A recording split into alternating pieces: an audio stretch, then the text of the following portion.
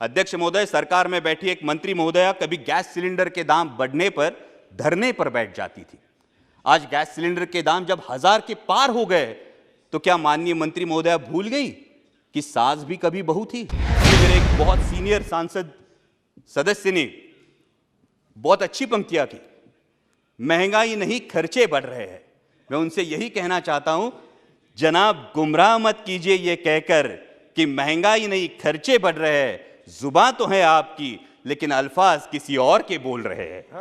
पूरे हिंदुस्तान की जो प्रेरणा है, हिंदवी स्वराज्य संस्थापक छत्रपति शिवाजी महाराज, उनके जन्मस्थल किले शिवनेरी पर आज तक परमानेंट भगवा ध्वज नहीं है। मैं सरकार से पूछना चाहता हूं, जो सरकार आर्टिकल 370 हटा सकती है, क्या वही सरकार आर्कियोलॉजिकल सर्वे ऑफ इंडिया के नियमों में सुधार लाकर छत्रपति शिवाजी महाराज का सम्मान नहीं कर सकती? तब फर्क नहीं पड़ता था दोस्त दलित है या सवर्ण, लेकिन आज फर्क पड़ता है। देश का माहौल बिगड़ रहा है क्योंकि हिंदू मुस्लिम के साथ साथ दलित और सवर्ण ये दरार भी बढ़ते हुई दिखाई देती है। कभी हाथरस जैसी घटना होती है, कहीं स्कूल के बच्चे ने सवर्णों का पानी पिया इसलिए उसको पीटा जाता है। मूछें बढ़ाई तो पिटाई, दलित दूल्हा घोड़ी पे बैठा तो आपत्ति। किस विकास की दिशा में जा रहे हैं आप? श्री अमोल घोले जी फ्रॉम एनसीपी। धन्यवाद अध्यक्ष महोदय।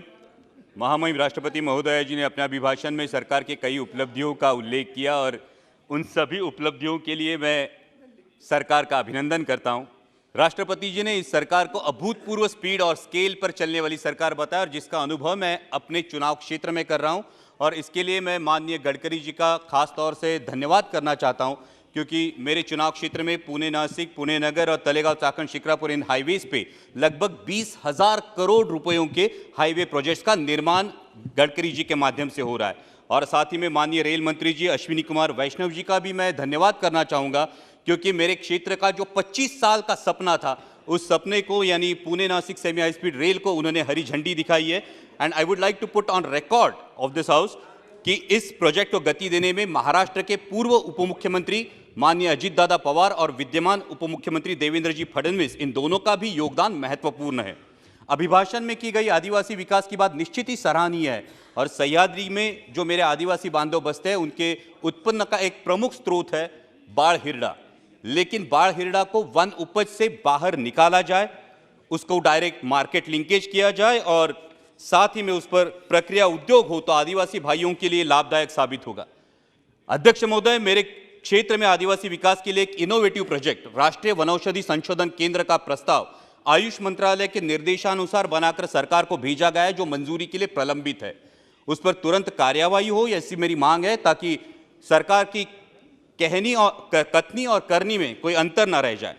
सरकार ने गरीब परिवारों को पक्के घर देने की बात की, लेकिन महाराष्ट्र के पिंपरी चिंचवड़ में लगभग 5 लाख देशवासी ऐसे हैं जिनके घरों पर अनऑथराइजेशन का खतरा मंडरा रहा है और उसकी वजह है डिफेंस का रेड जोन।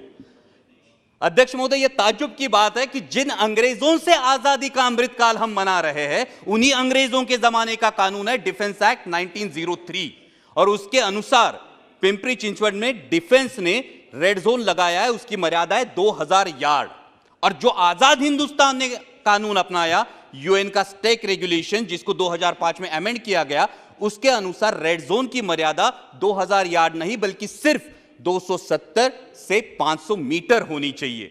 तो मेरा अनुरोध है कि अंग्रेजों के इस कानून को त्याग कर अमृतकाल में पिंपरी चिंचवड़ तथा देश के अन्य 13 राज्यों में यह समस्या है, वहां 500 मीटर के आगे रिस्ट्रिक्शंस हटाकर देशवासियों को राहत मिले। इन्हीं अंग्रेजों के जमाने की एक संस्था है अध्यक्ष महोदय, आर्कियोलॉजिकल सर्वे ऑफ इंडिया, और इस आर्कियोलॉजिकल सर्वे ऑफ इंडिया के नियमों की वजह से पूरे हिंदुस्तान की जो प्रेरणा है, हिंदवी स्वराज्य संस्थापक छत्रपति शिवाजी महाराज, उनके जन्मस्थल किले शिवनेरी पर आज तक परमानेंट भगवा ध्वज नहीं है। मैं सरकार से पूछना चाहता हूं, जो सरकार आर्टिकल 370 हटा सकती है, क्या वही सरकार आर्कियोलॉजिकल सर्वे ऑफ इंडिया के नियमों में सुधार लाकर छत्रपति शिवाजी महाराज का सम्मान नहीं कर सकती? राष्ट्रपति महोदया ने पॉलिसी पैरालिसिस की बात की, लेकिन एक पॉलिसी पैरालिसिस पिछले 3-4 सालों से मैं अनुभव कर रहा हूं इस सदन में। मैं बार बार मांग कर रहा हूं कि बुल यानी बैल को non exhibiting non performing animal की सूची से हटाया जाए। अब यह भी अचरज की बात है कि हम गाय को माता मानते हैं, गाय को पूजते हैं, और गोवंश की वृद्धि के लिए जो अत्यावश्यक है उस बैल को हमने शामिल कर रखा है बाघ, शेर, बंदर और भालू इनकी सूची में। और अध्यक्ष महोदय, बीफ एक्सपोर्ट में जो अपना देश 10वें पायदान पे था वो अभी 3रे पायदान पे गया है। तो क्या सरकार को इसमें अंतरराष्ट्रीय षड्यंत्र की बू नहीं आती? और यही वजह है कि बार बार जलीकट्टू, रेकला तथा महाराष्ट्र की शान बैलगाड़ा शर्यत पर पाबंदी लगाने के लिए इसी अंतरराष्ट्रीय षड्यंत्र के कुछ गुर्गे बार बार कोर्ट का दरवाजा खटखटाते हैं। हमारी संस्कृति, परंपरा तथा देशी गोवंश के रक्षण में बाधा उत्पन्न करने वाली इस पॉलिसी पैरालिसिस से बाहर आकर तुरंत बैल को non exhibiting, non performing animal की सूची से हमें बाहर निकालना चाहिए। दूसरा एक पॉलिसी पैरालिसिस है जो महाराष्ट्र में एक बहुत बड़ा इशू है, क्योंकि राष्ट्रपति जी ने अपने अभिभाषण में किसानों की भलाई की बात की। एक बड़ा इशू है वो है लेपर्ड की बढ़ती हुई संख्या। आज महाराष्ट्र में रात में 3 फेज लाइट नहीं है तो पानी देने के लिए किसानों को रात में जाना पड़ता है, और आए दिन किसी न किसी किसान पर लेपर्ड का हमला होता है। और ये लेपर्ड के लिए जो ग्रास लैंड है ये हम तो अभी बना नहीं सकते, तो लेपर्ड्स के लिए एक पॉलिसी लाके उनके रिप्रोडक्शन कंट्रोल के बारे में प्रावधान होना चाहिए। राष्ट्रपति जी ने लोकतंत्र की जननी कहकर देश का सम्मान किया, लेकिन उसी लोकतंत्र में मेरे सहयोगी सांसद जो सामरिक दृष्टया अति महत्वपूर्ण लक्षद्वीप आइलैंड से चुनकर आए हैं, उन मोहम्मद फैजल जी के साथ होता अन्याय दुर्भाग्यपूर्ण है। एक सेशन कोर्ट वर्डिक्ट देता है और इमीडिएटली उनको डिस्क्वालीफाई किया जाता है, और 1 हफ्ते के अंदर, अध्यक्ष महोदय, सिर्फ 1 हफ्ते के अंदर बाई इलेक्शन का नोटिस भी निकलता है। हाई कोर्ट की अपील का इंतजार भी नहीं किया जाता, हाई कोर्ट में अपील की जाती है, हाई कोर्ट का जो डिसीजन आता है उसमें सेशन कोर्ट के डिसीजन को खारिज किया जाता है, और आज 13 दिन हो गए लेकिन मेरे सहयोगी सांसद मोहम्मद फैजल जी को पार्लियामेंट्री प्रोसीडिंग्स में शामिल नहीं किया गया, क्योंकि उनका डिस्क्वालिफिकेशन अभी तक रिवोक नहीं किया गया। मेरी सदन से मांग है कि उनका डिस्क्वालिफिकेशन रिवोक किया जाए और लोकतंत्र की शान और लक्षद्वीप के अपने देशवासियों का विश्वास दोनों को बचाया जाए। राष्ट्रपति जी ने अपने अभिभाषण में अर्थव्यवस्था विश्व में 5वें पायदान पर पहुंचने की बात की, और हम सभी को गर्व है इस बात का। लेकिन हम मिडिल क्लास लोग हैं अध्यक्ष महोदय, 1 लाख करोड़ में 1 पे कितने जीरो लगते हैं ये हमें पता नहीं, क्योंकि मेरे देश के 90% देशवासियों को सिर्फ इन सवालों से मतलब है कि आज पेट्रोल का दाम क्या है, आटे दाल का भाव क्या है, गैस सिलेंडर के दाम क्या है। अध्यक्ष महोदय, सरकार में बैठी एक मंत्री महोदया कभी गैस सिलेंडर के दाम बढ़ने पर धरने पर बैठ जाती थी। आज गैस सिलेंडर के दाम जब 1000 के पार हो गए तो क्या माननीय मंत्री महोदया भूल गई कि सास भी कभी बहू थी? अभी मेरे एक बहुत सीनियर सांसद सदस्य ने बहुत अच्छी पंक्तियां की, महंगाई नहीं खर्चे बढ़ रहे हैं। मैं उनसे यही कहना चाहता हूं, जनाब गुमराह मत कीजिए ये कहकर कि महंगाई नहीं खर्चे बढ़ रहे हैं। जुबान तो है आपकी लेकिन अल्फाज किसी और के बोल रहे हैं। लेकिन इस बात पर सभी को सहमत होना होगा कि भूतपूर्व पंतप्रधान स्वर्गीय इंदिरा जी गांधी के बाद पूरे देश पर लंबे समय तक पूरे देश को प्रभावित करने वाले प्रधानमंत्री आदरणीय नरेंद्र जी मोदी ही है। इस बात पर सभी को सहमत होना होगा।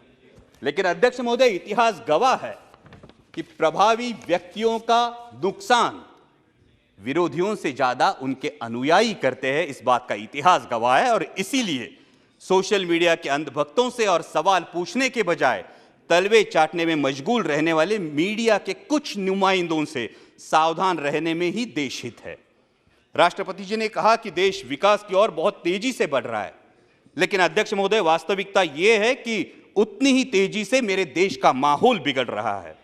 G20 की हम अध्यक्षता कर रहे हैं, ये गर्व की बात है, और G20 का लोगो देखिए तो बहुत ही प्यारा लोगो है, जिसमें हम विश्व को बता रहे हैं वसुधैव कुटुंबकम। मैं जिस चुनाव क्षेत्र से आता हूं वहां संत ज्ञानेश्वर जी की संजीवन समाधि है। संत ज्ञानेश्वर जी ने तो पसायदान करके आता विश्वात्मके लाहो जोजे वांछीलतो ते लाहो ये कहा है, लेकिन हम विश्व को बता रहे हैं वसुधैव कुटुंबकम, लेकिन अपने ही देश के लोगों को बता रहे हैं ये तुम्हारा मुल्क नहीं, इस पानी पर तुम्हारा अधिकार नहीं। अध्यक्ष महोदय, सभी को याद होगा बचपन में स्कूल में जाया करते तो 10 पैसे की लिमलेट की गोली खरीदते थे, और 10 पैसे की लिमलेट की गोली शर्ट के कोने में पकड़ के दांतों से तोड़ के दोस्त को दिया करते थे। अध्यक्ष महोदय, तब फर्क नहीं पड़ता था दोस्त का नाम अमित है या अमजद। आज फर्क पड़ता है। तब फर्क नहीं पड़ता था दोस्त दलित है या सवर्ण, लेकिन आज फर्क पड़ता है। देश का माहौल बिगड़ रहा है क्योंकि हिंदू मुस्लिम के साथ साथ दलित और सवर्ण ये दरार भी बढ़ते हुई दिखाई देती है। कभी हाथरस जैसी घटना होती है, कहीं स्कूल के बच्चे ने सवर्णों का पानी पिया इसलिए उसको पीटा जाता है, मूछें बढ़ाई तो पिटाई, दलित दूल्हा घोड़ी पे बैठा तो आपत्ति। किस विकास की दिशा में जा रहे हैं आप? हर किसी को अध्यक्ष महोदय अपने धर्म पर अभिमान होना लाजमी। 1 मिनट सर, लास्ट। हर किसी को धर्म पर अभिमान होना लाजमी है, लेकिन धार्मिक अभिमान जब धार्मिक उन्माद पर उतर आता है तो इस अमृत काल में जो हलाहल पैदा होगा उसकी जिम्मेदारी कौन लेगा, उसके परिणाम कौन भुगतेगा? राष्ट्रपति जी ने अपने अभिभाषण में जो सपना दिखाया वो सच होने के लिए हर देशवासी को यह समझना होगा अध्यक्ष महोदय कि यह देश सिर्फ 38% वोट बटोरने वाली किसी एक राजनीतिक पार्टी का नहीं, बाकी 62% देशवासियों का भी है। इस सच का सम्मान हो। भगवे से किसी को परहेज नहीं और होना भी नहीं चाहिए, लेकिन भगवा तिरंगे में से एक रंग है, इसी का सबको एहसास हो। दहलीज के अंदर कोई ईश्वर, अल्लाह, यीशु किसी की भी उपासना करे, दहलीज के बाहर कदम रखते ही वो सिर्फ और सिर्फ भारतीय हो। पंथ, प्रांत और धर्म से जुड़ी भावनाओं का जरूर सम्मान करे, लेकिन हर देशवासी की सर्वोच्च भावना राष्ट्र प्रथम हो। तभी अमृतकाल का अमृत अंतिम पंक्ति में खड़े अंतिम व्यक्ति तक पहुंचेगा। डाल डाल पर फिर सोने की चिड़िया का बसेरा होगा और इस अमृतकाल में मेरा राष्ट्र विश्व की महाशक्ति बनकर उभरेगा। जय हिंद, धन्यवाद। Thank you. लाल मातीतली कुस्ती म्हणजे झी 24 तास